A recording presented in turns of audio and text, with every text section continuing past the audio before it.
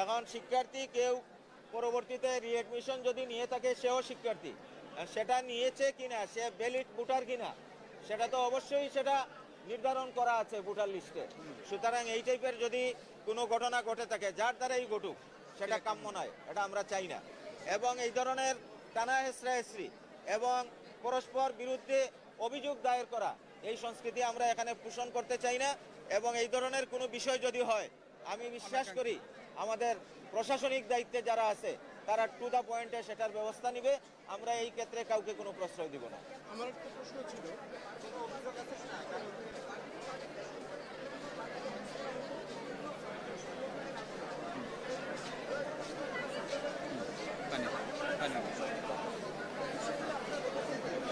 এইটা আমরা দেখেছি এবং উৎসবমুখর পরিবেশে অনেক